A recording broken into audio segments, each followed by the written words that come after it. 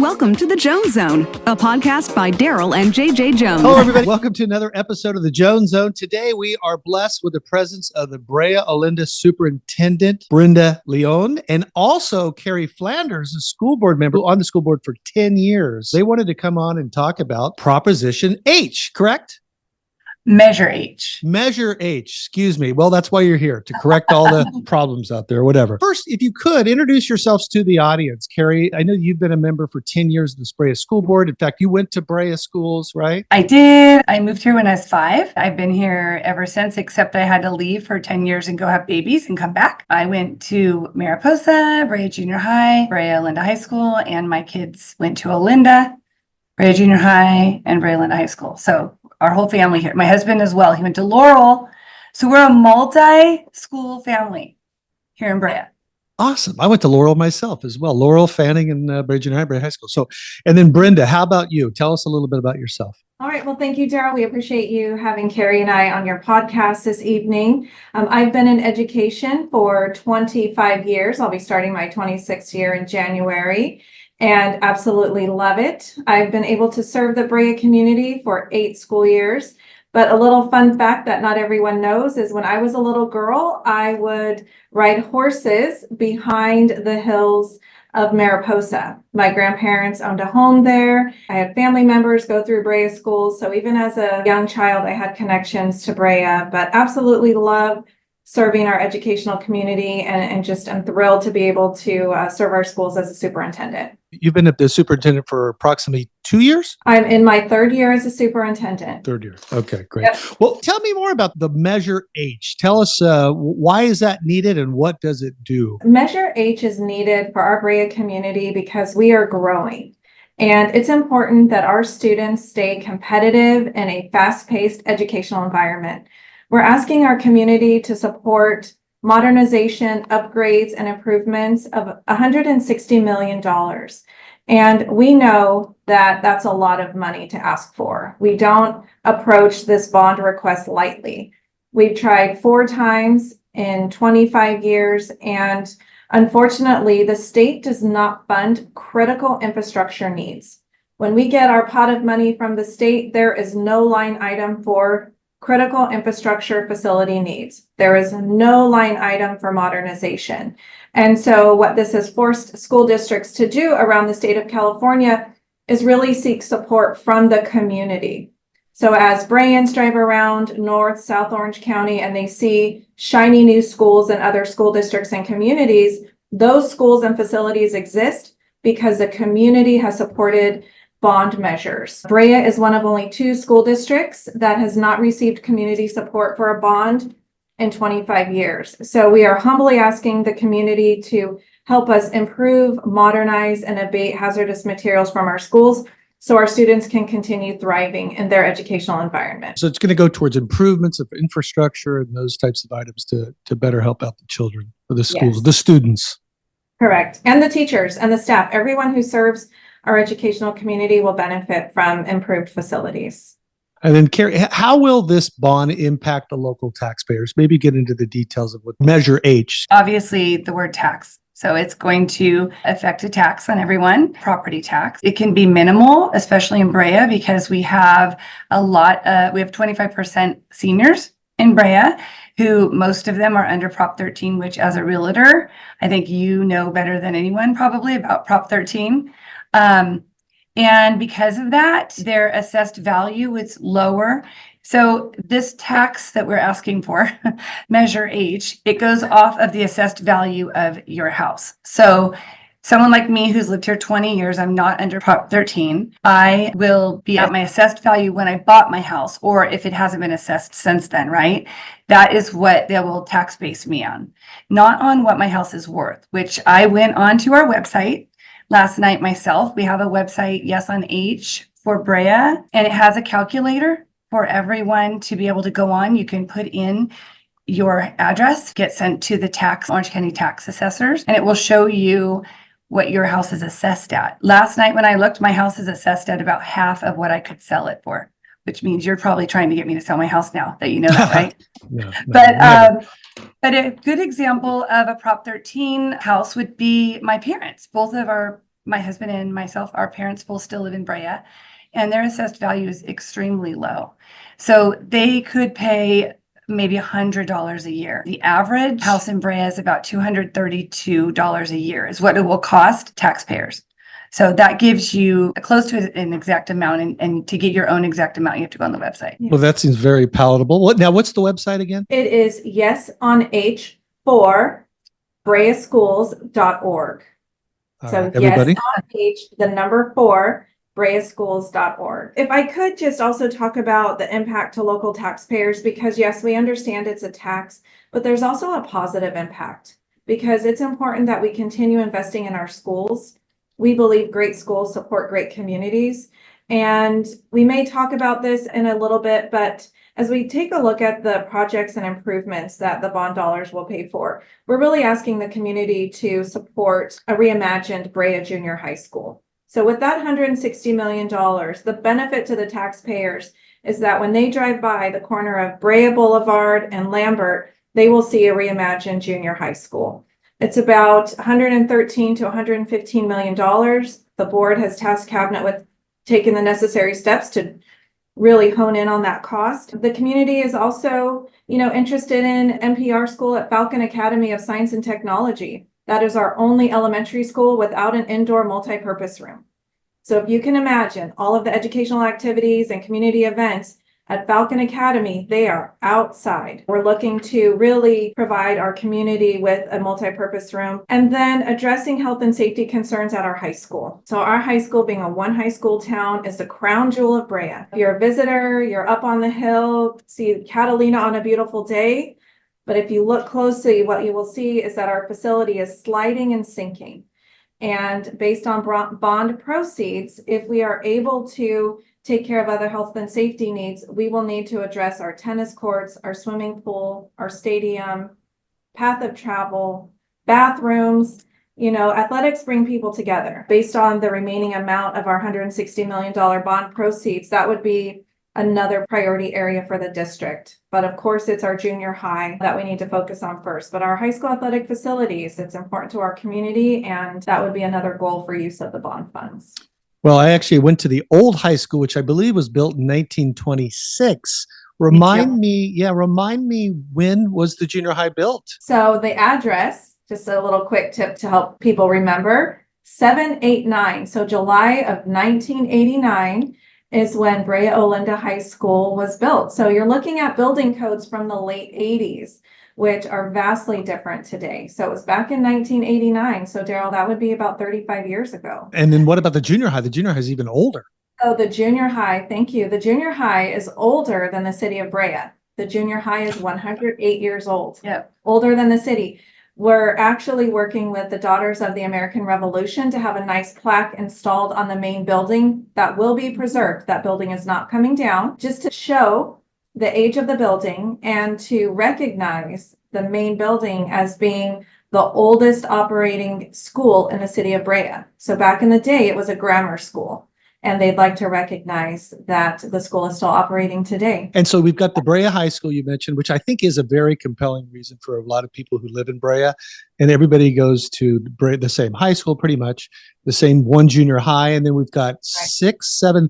There's Olinda, Falcon Academy, Laurel, Air Vista, Mariposa, Country Hills. Now, Carrie, are there any safeguards in place to ensure the bond funds will be spent as intended? Yes. So by law, there are safeguards put in place for school districts who go out for a bond and pass, and they are through an oversight committee. So there's independent audits yearly. Tomorrow night, we have a board meeting on Thursday night. Rick Champion, our CBO, will be presenting this advisory committee a little bit in detail and asking the community to please consider joining. Just like briefly, this advisory committee will have several different aspects of the community, business owners, probably realtors, just community members, seniors, different parts of the community that will all be part of the audit. There's also some extra transparency measures that we as a board are going to discuss tomorrow night or look through and decide if we have some extra measures in place just to give the community more assurance that the money will be spent the way that it's promised. The additional safeguards that Carrie is referring to, the law requires one meeting per year for the Citizens Oversight Committee, and our district is committed to a minimum of 4 meetings per year. So it's a 7-member committee that, as Carrie shared, have to hold certain positions from the city. You have to be a resident of Brea to serve on the committee. And not only will we have more meetings than one a year, that's required by law, we will also invite our Citizen Oversight Committee members to participate in an RFQ scoring. So the law requires a lot of oversight when it comes to public bids. We will invite the committee in to help score the bids that we received for these projects. So that way it's not just one meeting a year, rubber stamping the decisions. This is really taking a look at how the money is being spent and then participating in the process. So they have firsthand knowledge of those contractors that are going to be servicing our schools. And here's the exciting part. For me, as a board member, you pass this bond. Let's pretend we passed the bond. And then we have this committee and then we get started and no one sees anything happen, right? For a long time. You wait, you look, and a year goes by, 6 months, whatever it is. And the community starts asking, where did that money go? They expect it to happen right away. And that's not how it happens. Having an oversight committee that's involved, they can be our eyes and ears. They can go back and explain to the community the process. Oh, here's what they're doing. No, they found 3 bids. They're starting to dig a shovel in the ground next week or whatever it is. It's kind of a nice way to keep the communication out there too. And they're public meetings, just like board meetings are subject to the Brown Act. These meetings are also subject to the Brown Act. So if anyone wanted to attend the meeting, provide a public comment, they can. So it really is a transparent process that will be in place to ensure that the bond dollars are being utilized as intended for these projects and as approved by the taxpayers. Is there a time limit on Measure 8? Is it good for a certain amount of time or is it indefinite? How's that work? The $160 million, should the bond pass, our district does not receive the money all at once. We don't receive a check for $160 million. We actually will sell the bonds and receive money in tranches. So it is a 30-year bond that we are asking for. So will be paid off in 30 years. The current bond that the community passed in 1999 will be paid off in 2028. So very little overlap if that happens to be a concern for our community. So it's a 30-year bond. We pull money in tranches based on the projects that we are working on at the time. Right. Perfect segue to my next question. And now how does this bond compare to any past school bonds in terms of cost and scope? Okay, so obviously I've been here for 3 failed bonds attempts. I'll say bond attempts. I've been on the board for 3 of those. Each one, we've learned something new from the community. The needs haven't changed, but the engagement has. So, for example, in 2018, we found that the community really wanted to see a comprehensive facility master plan. So we invested in that as a board and as a district, came up with, I think it's like a $300 million. Those are our needs, over 300. Those are 2018 dollars, Darryl. Yeah, that's true. So Yeah. they're more than that. Yeah. So every single thing you could want, they went into basements, they went through walls. So everything that every school in our district needs was included in that comprehensive facility master plan. And then from there, this time around, what's changed, what's different. We did some feasibility studies. The district and the board directed the district invested in feasibility studies earlier this year, late last year. They did some polling to find out what the community was most interested in.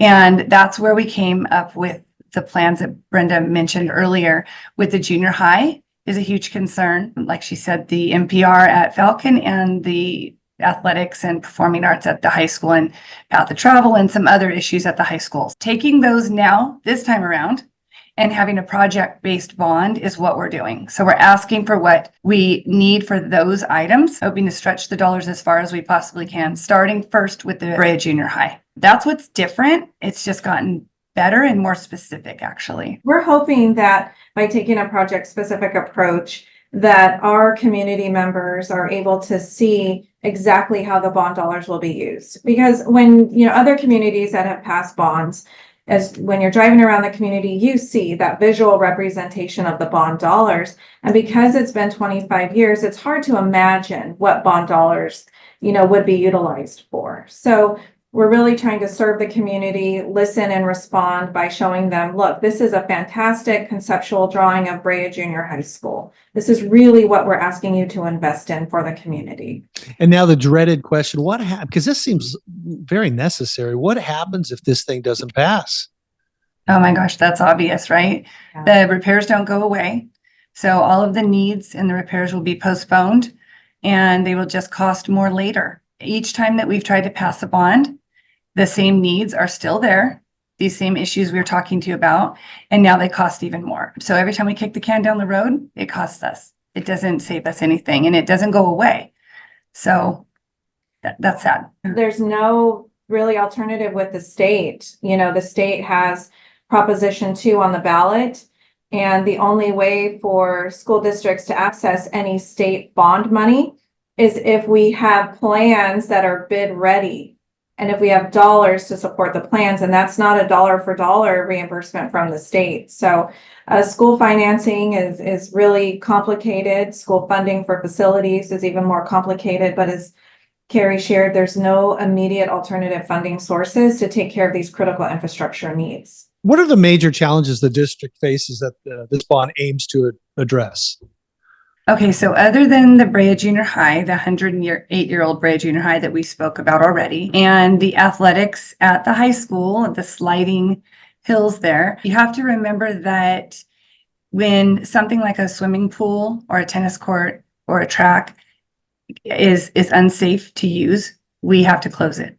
So closing those mean spending money to rent other facilities to try to keep our kids in sports.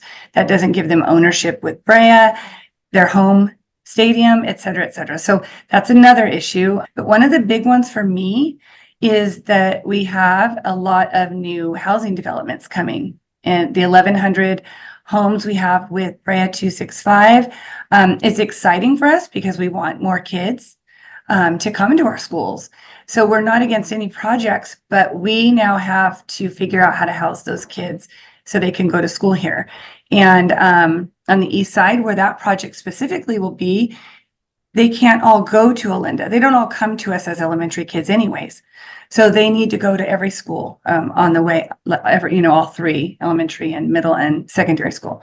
So for me, I got to tell you that it's scary to not pass this bond this time around, because not having a place for the new kids, I could mean wasting a lot of money dropping portables that don't last.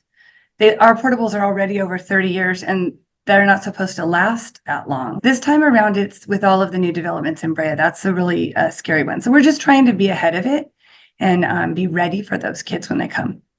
It's funny, when Olinda Elementary School was being built, I had thought, because I know they moved Olinda from Olinda in the canyon there over to more kind of a centralized location, one could say. I thought that I heard somewhere, and you can correct me if I'm wrong, that they could.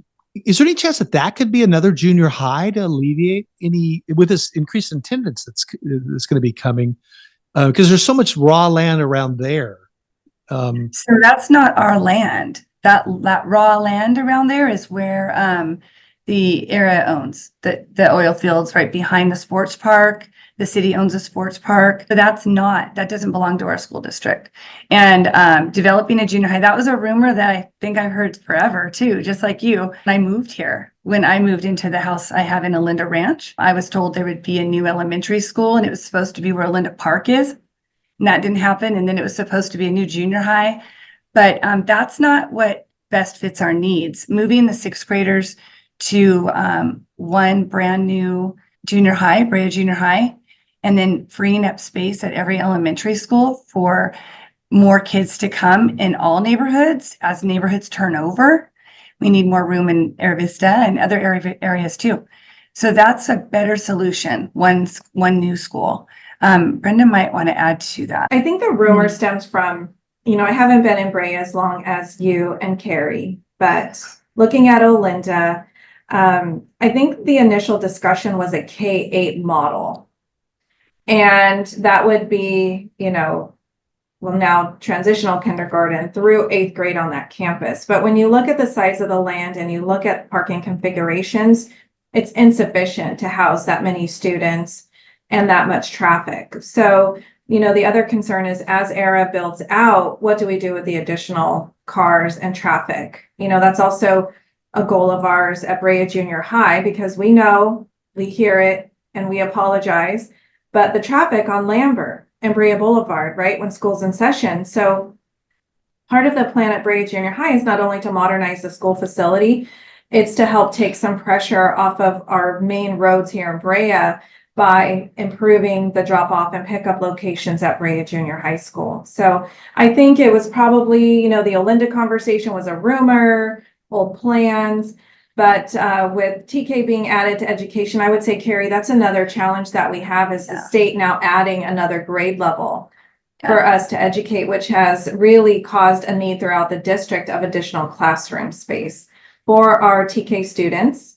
We also have preschool in the district, but also with the emerging mental health needs of our community and our students, right? So we need more facilities for our mental health professionals, our school counselors and school psychologists. So it's all of that and more, but we just don't have the space at that one campus to expand to meet the needs of the growing east side of town. And I'm going to add to this because I used to teach sixth grade.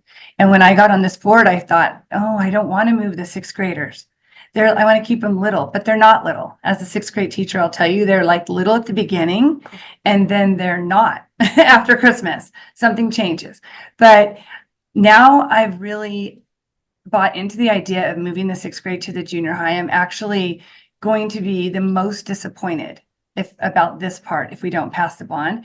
And that's because I don't know if you're aware, but our junior high has so many opportunities, so many electives, and that we offer and pathways and what do you call them? Exploratory electives, I think.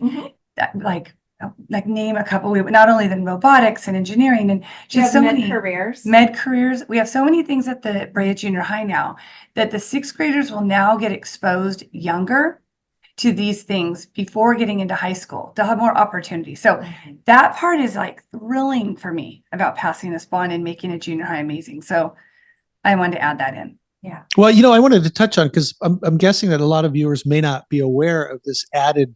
You're saying that there's an added class. What did you call? Is it a preschool? Is that what's now required?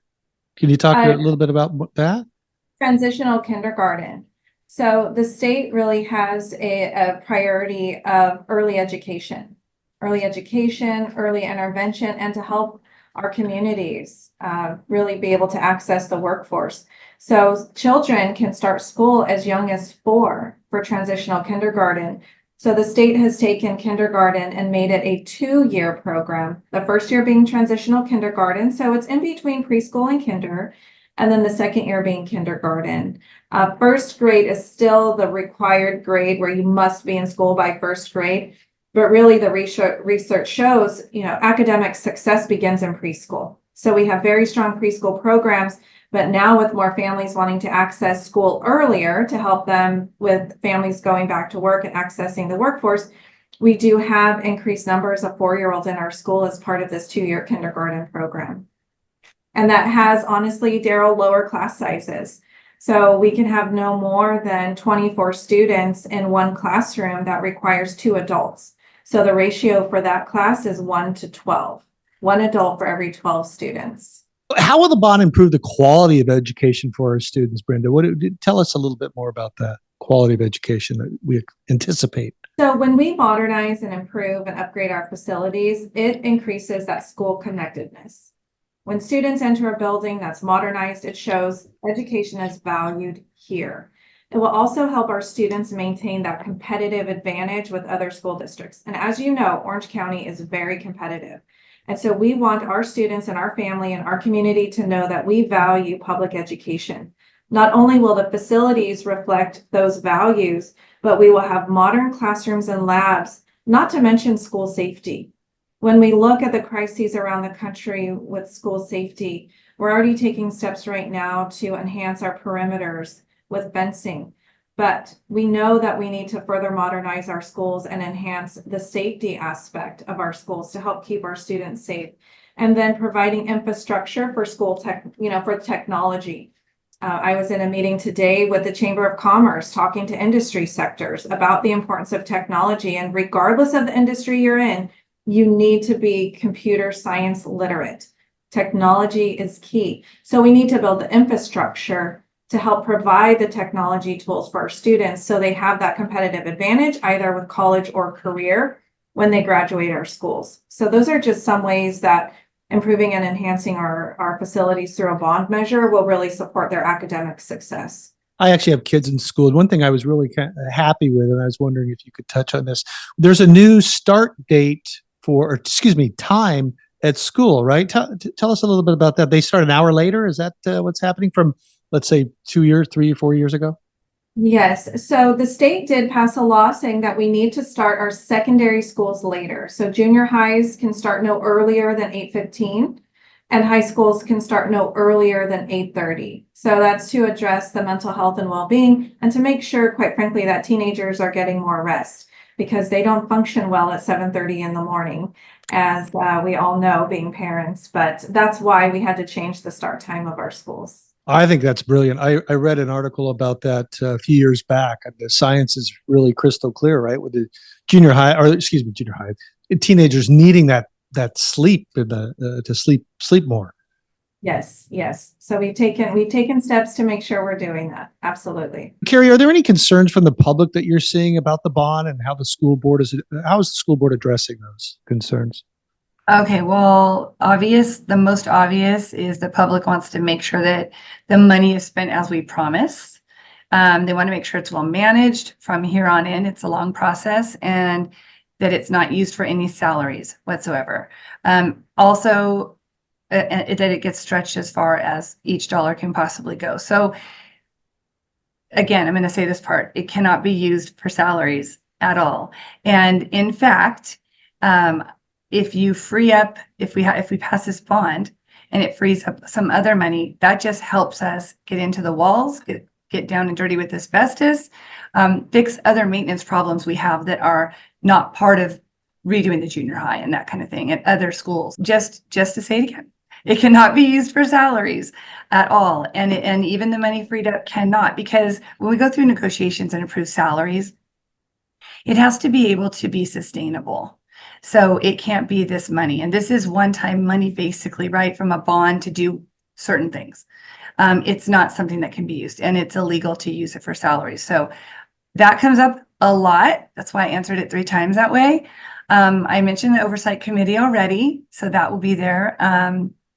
And I also mentioned how much, to go onto our calculator. I know a big one. The state can't take our funds.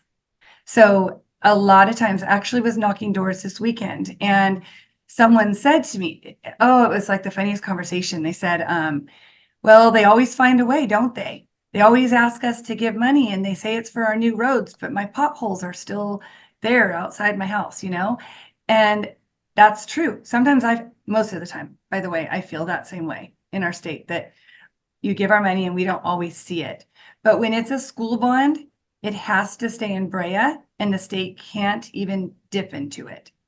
So all of the money we receive per kid, our ADA, I'm not even going to get into that like complicated formula, but all of that goes through the state. That is where they divvy it up, where they see it's best needed, which is how we get less in Brea. So again, no salaries, and the state cannot touch the money, only for Brea schools. Well, as a child of a longtime teacher, my dad taught high school at Brea actually for 25 plus years approximately.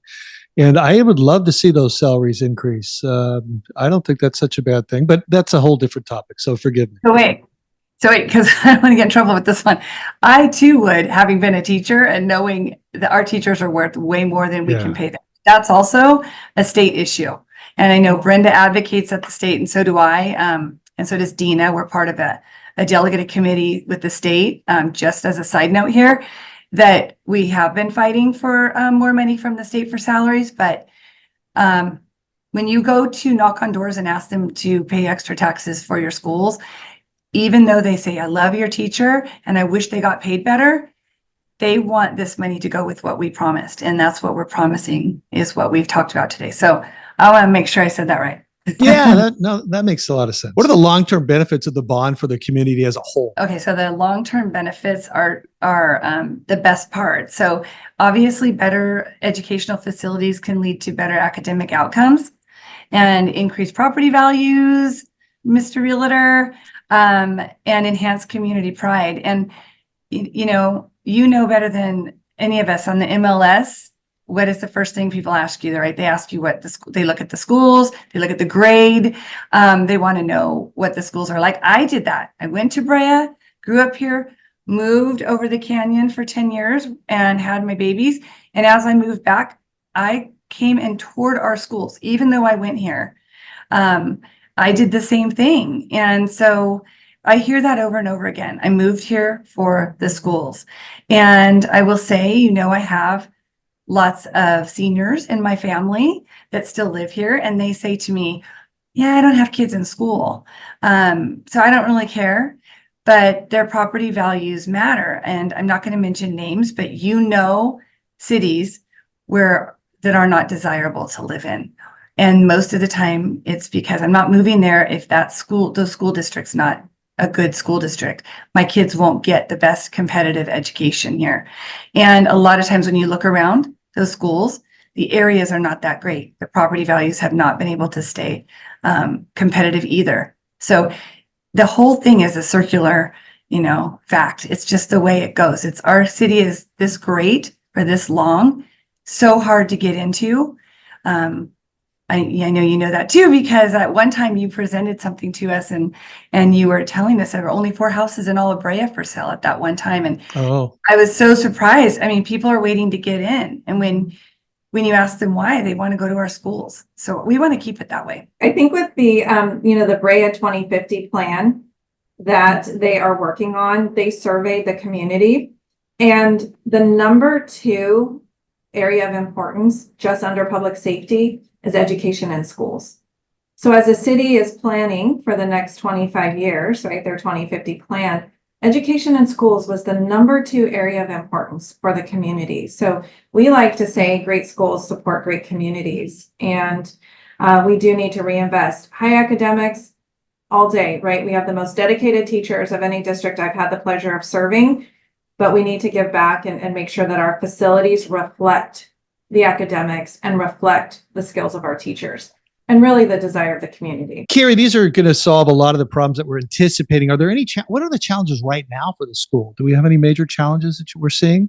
Funding shortages, not just for facilities, but across the board. We talked about salaries, increased student needs, student achievement, aging infrastructure. We talked this whole time about maintaining our high educational standards and addressing student mental health after, I hate to say the word pandemic, but since then, the positive thing that came out of it is we can talk about mental health and we can address it. So that's a really big one for our district. I have a friend, a client who's, she teaches 2nd grade, not here in Brea, in a different city. And she was telling me her first year back with these students who were kindergartners and 1st graders who missed it because of the pandemic. And what a difference. She said she was just blown away by these kids. And she used this example. She says, for, little Johnny spills little Mikey's milk. And I go, Johnny, what are you doing? Why did you spill Michael's milk? And Johnny would normally put his head down and say, oh, I'm sorry. I'm so sorry. This last time when they came back, little Johnny stood up and said, because I could. That's why. Pointing to these poor kids that were missing a couple of years of socialization, or maybe there's a better word, that we've got some catching up to do. Right. I want to say for me as a board member, this year is the first year since the pandemic that I started to feel like we're getting better, like we're getting there. I mean, our academics and all of that, it's going in the right direction, but even with mental health, I feel like there are more behavior problems. You're right. That's a perfect example. And it's scary to us, and we worry about that. We don't want to miss any kid at all. So when you ask our biggest challenges, other than all of the facility needs, it goes right back to our kids. So what initiatives are in place to address student mental health and well-being? Our district has invested in additional counselors at the elementary level. As we talked about, students entering school at younger ages, they do not have the social skills, right? They're not as kind, they lack empathy, or there's challenges at home. So we've invested in counselors at our elementary school, junior high, and high school. We have more psychologists, and then we have community partnerships. So working with our Ed Foundation, which is actually funded through an organization that Chief Hawley sits on, they fund an organization called Project Kinship. and they help our students learn how to communicate with each other, how to solve issues together. So we have those resources available. And then we also have PsyDs who oversee our marriage family therapists who provide more intense counseling needs for our students. The state actually required us to take on more counseling about 10 years ago. And so we need to make sure that we have the right professionals in place to not only teach our students, self-regulation, social emotional skills, how to be kind, right? Everything that you should learn in kindergarten, we need to teach these skills beyond kindergarten. So we make sure that we have programs in place to really help our students and our families learn how to navigate this post-pandemic world that we're in. How does the board balance the needs of the students with the concerns of the teachers and the staff? Yeah, that's a great question. It's a big question.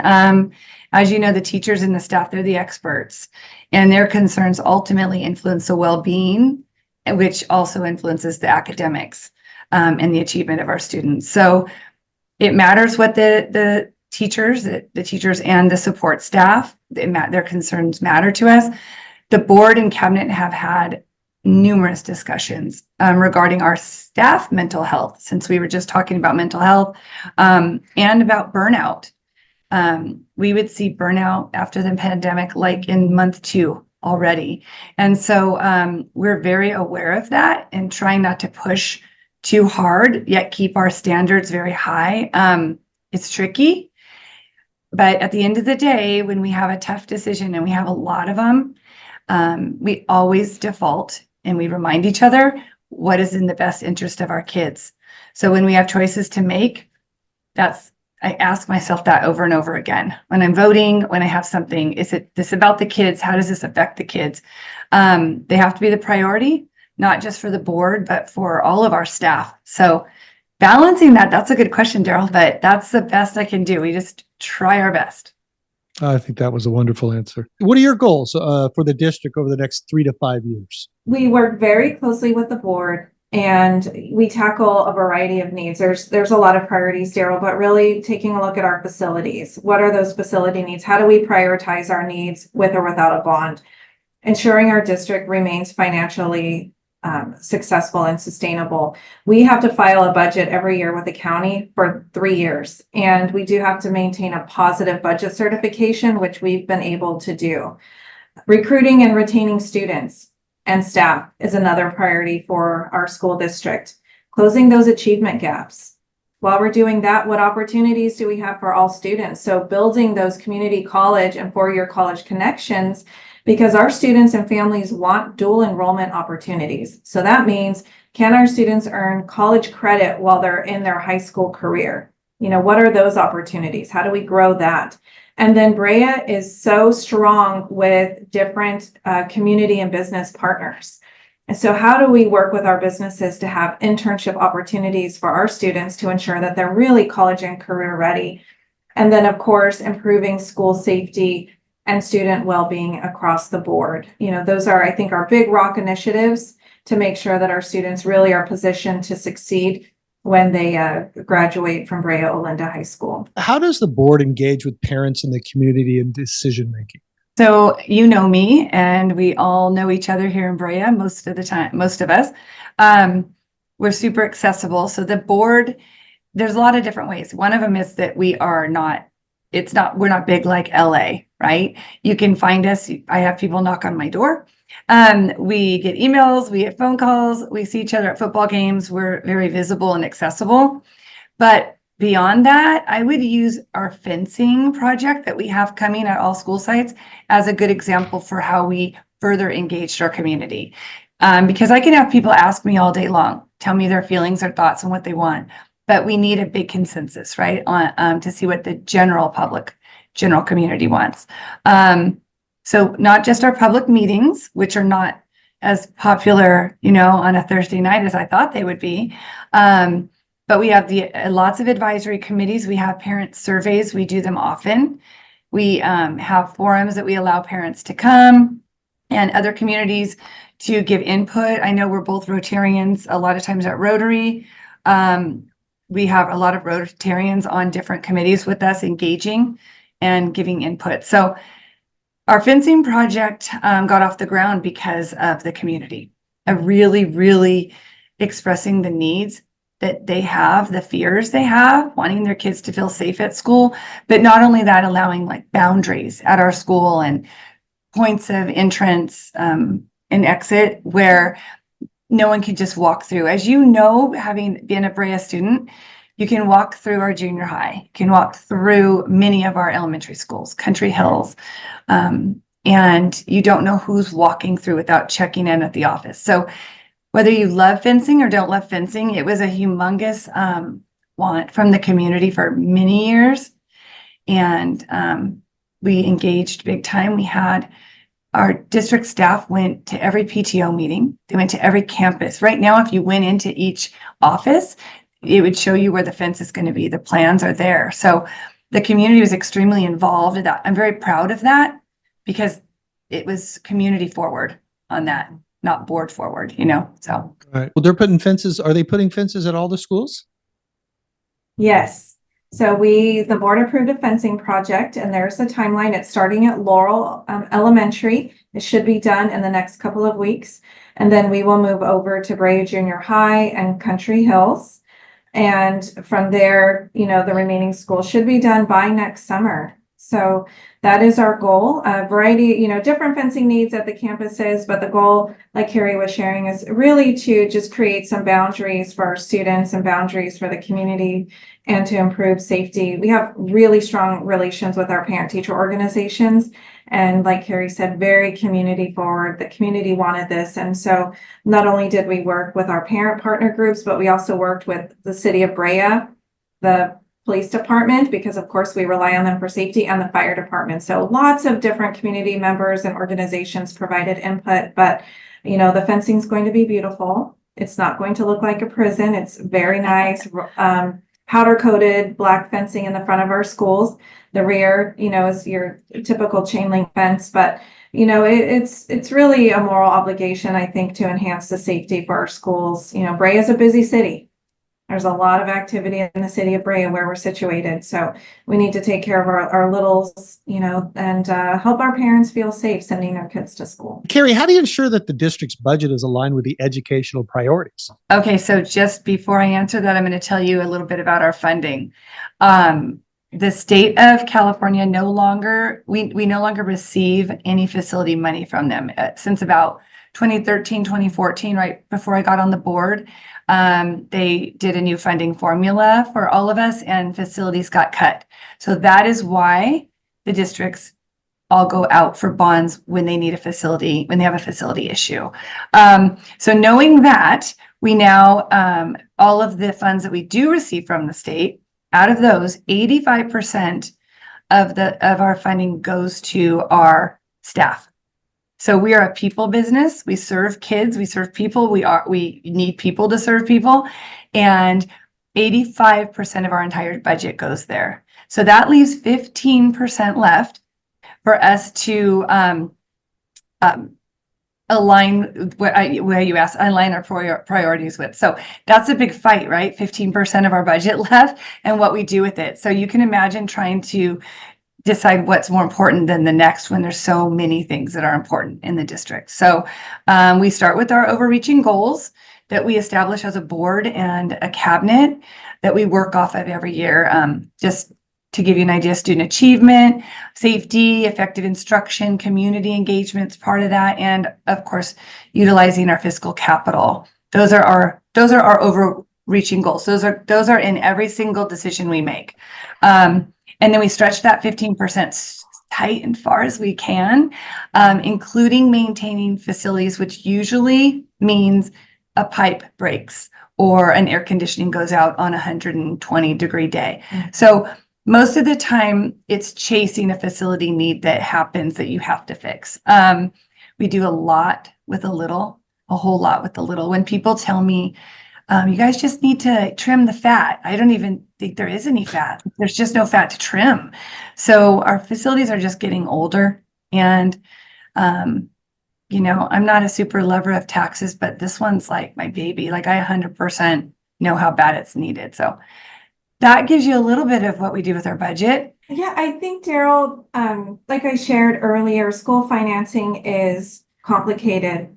What's troublesome for Brea, which makes my job and Carrie's job harder, is that our district receives about 86% of the statewide average of funding that other districts receive. So think about, we're not even average, we're below average in state funding. So of that 86%, it does have to cover things like salaries. The state requires us to spend 3% of our budget on maintenance. And sometimes I'll hear from the community, are you taking care of your fields? Are you taking care of your lighting and your plumbing needs? Yes. We wouldn't be here today on your podcast. We wouldn't be asking the community for their support of the $160 million if we could assume that in our budget. But we can't. These critical infrastructure needs far exceed our budget. So our total operating budget, including one-time money that's expiring next school year, is $99 million. And so of that $99 million, there's a lot of needs from our student needs, our facility needs, our curriculum and instruction needs, and of course, technology needs. So we do work with different community input for helping the board prioritize our budget and our expenditures. But I do feel it's important just to state again, 3% of our budget goes to what's called routine maintenance. So it's not as though we're ignoring the maintenance needs of our districts. We have a phenomenal maintenance team in this district, best I've seen around, and they keep our schools looking great. But it's really becoming dire with those critical areas that 3% just won't cover. And that's why we're seeking the community support here. Can I toot their horn a little bit? Because we have like 6 maintenance workers, right? And they all have gone above and beyond to get certified in different areas to try their best to do electrical in-house. We do as much as possible in-house. Over the summer is when they transform anything and everything that needs to be done. So recently, we were showing the community with some funds that we had that we want to, last summer and the summer, want to improve our elementary schools. So let's see, we did Era Vista and Country Hills and and Mariposa. And they have furniture and paint and reimagine office areas that weren't in correct places. And just new flooring, lighting, which makes a huge difference. We can't get light bulbs anymore that go with the million-year-old facilities that we have. So we have to upgrade new playgrounds. So people will they have seen and should see, if they haven't, around their neighborhoods, that our elementary schools are getting little facelifts with little dollars, and 6 guys that work for us. So it's so impressive the work they do. They don't sleep, they don't vacation, and we're so appreciative of them. So I just wanted to give a little extra shout out to them, our maintenance crew. Keep all those schools up with just 6 people. In fact, you might enjoy this story. My dad was a janitor at the Brea Junior High in the early 70s. He worked his way through getting his teaching credential. So 1974 was his last year as a janitor. In 1974 and 75 school district, he was the freshman history teacher at the high school.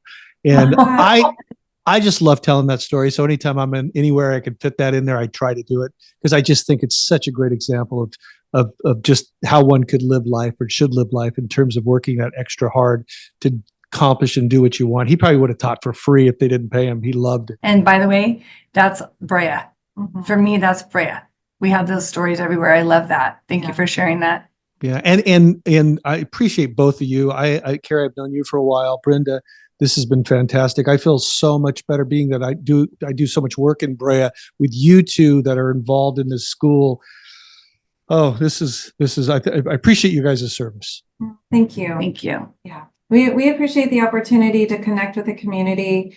We love Brea, we love our schools, and we're just really looking for those partnerships and support to make them even better. Yeah. So thank you, Darryl. Well, thank you. And in closing, everybody, I hope you enjoyed this, and please subscribe if you haven't subscribed yet, and explore the Measure H, everybody. Look at that. It's really important for real estate. There's no doubt about it. Having good schools helps out the homeowners in here. Carrie, you had another? Great. I just wanted to throw out an invite. I don't know when your podcast will be up, but Saturday the 12th, we have a tour at the Brea Junior High at 9 a.m. For anyone in the community. No, not yet. Yeah, I believe me. I would love to. Where's your media person, Brenda? Ask her, can they edit She knows. something in 72 hours? It's a bit challenging. Yeah, Melissa's saying Okay. no. She's saying no. Then let me start this way. Okay. I just wanted to share that we have many ongoing tours in the next month for the junior high and the high school facility needs. It's not a hard sell. It's just what you just said, Darryl. It's just to inform and let everyone see for themselves before they make their educated decision on Measure H. So please look on our social media for either our Brea Linda Unified School District site and also our Yes on H for Brea Bond, I believe it's called. Instagram, just call the district, call me, email me if you want to come to a tour, and I'll make sure you get those dates. Awesome. All right, audience, go tour the schools. And I think it's even maybe instead of $160 million, is that a $160 million bond? Yeah. It's just a few $100s a year for the Yes. from the homeowners. Yes. The average is $229 a year. $229 a year for the most important investment you'll ever make. Besides real estate, Darryl. Yeah. Besides real estate. Well, We need to invest in our future. inadvertently. Yeah. Inadvertently. Well, I think that sums it up perfectly. So we're going to end the show for today, and everybody get out there and support Brea Schools. Thank you both for being on the show. Thank you, Darryl. Thank you so much. God bless.